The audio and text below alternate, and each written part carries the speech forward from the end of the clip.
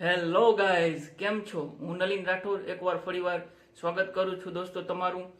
दोस्तों ये कहानी बॉलीवुड के ऐसे लेजेंड की हम आपको दिखाने जा रहे हैं। दोस्तों ये कहानी मिथुन चक्रवर्ती सर की है, जो उसके जिंदगी में उसने स्ट्रगल किया है उसकी कहानी है। तो आइए इस कहानी की शुरुआत करते हैं। મિથુન ચક્રવર્તીનો જન્મ 4 જૂન 1950ના રોજ કલકત્તામાં થયો હતો।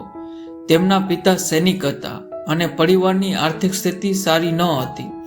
મિથુન ચક્રવર્તી કલકત્તામાં પોતાનું શિક્ષણ પૂરું કર્યું અને પછી જ્યારે એક્ટિંગ કરિયર બનાવવા માટે મુંબઈ આવ્યા ત્યારે તે સમયે ઇન્ડસ્ટ્રીમાં અમિતાભ બચ્ચનનું નામ ગુંજી રહ્યું હતું, જ્યારે રાજેશ ખન્ના પોતાનું સ્ટારડમ ગુમાવી રહ્યા હતા। આવી સ્થિતિમાં મિથુન માટે બિગ બી જેવા સ્ટારની સામે કરિયર બનાવવું ઘણું મુશ્કેલ હતું।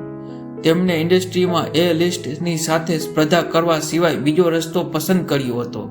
તેમને બી ગ્રેડની ફિલ્મોમાં કામ કરવાની સાથે સાથે નાના બજેટની ફિલ્મોમાં પણ કામ કર્યું હતું, જેમાં ગુંડા સેનાની મુરગલાઈ જેવી ફિલ્મોમાં સમાવેશ થાય છે અને મુરગલાઈથી તેમની નોંધ લીધી હતી।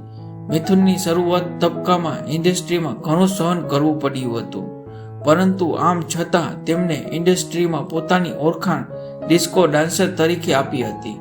ફિલ્મ ડિસ્કો ડાન્સરે મિથુનદાનું નસીબ બદલી નાખ્યું હતું। આ ફિલ્મથી તેમને નામ અને પ્રસિદ્ધિ તો મળી જ હતી, પરંતુ આ કારણે એક રેકોર્ડ પણ તેમના નામે નોંધાયો હતો। 100 કરોડની કમાણી કરનારી આ ઇન્ડસ્ટ્રીમાં પહેલી ફિલ્મ હતી। આ સાથે મિથુન પહેલો એવો અભિનેતા બની ગયો હતો જેની ફિલ્મ 100 કરોડની કમાણી કરી હતી। તેને ઇન્ડસ્ટ્રીમાં લેખથી હટીને કામ કર્યું। પોતાની ફિલ્મો દ્વારા તેમણે લોકોને કરાટે અને ડિસ્કો ડાન્સનો પરિચય કરાવ્યો હતો।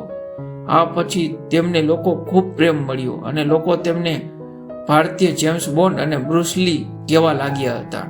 તેમને 1980ની દયકામાં સુરક્ષા, પ્યાર ઝુકતા નહીં, કસમ પેદા કરને વાલે કી અને કમાન્ડો જેવી ફિલ્મોમાં કામ કરી પોતાની અભિનય ક્ષમતા સાબિત કરી હતી। તેમની કારકિર્દીમાં 3 વખત રાષ્ટ્રીય ફિલ્મફેર પુરસ્કાર શ્રેષ્ઠ અભિનેતા એવોર્ડ જીત્યો હતો। આ ઉપરાંત તેમને પદ્મભૂષણથી પણ સન્માનિત કરવામાં આવ્યા હતા। મિથુન ચક્રવર્તીના નામ પરથી વધુ એક સિદ્ધિ જોડાઈ ગઈ છે। મિથુનને દાદા સાહેબ ફાલ્કે એવોર્ડ આપવામાં આવશે।